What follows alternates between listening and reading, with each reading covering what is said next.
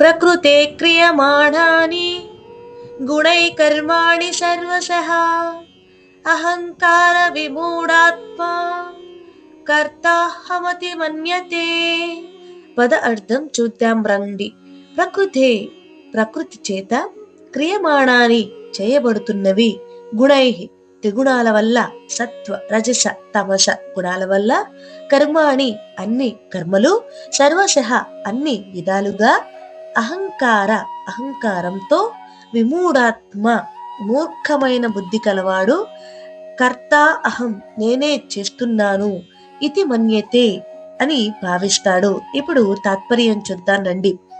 ప్రపంచంలో జరిగే అన్ని కర్మలు మన శరీర మనస్సుల ద్వారా ప్రకృతిలోని త్రిగుణాల వల్లే జరుగుతూ ఉంటాయి.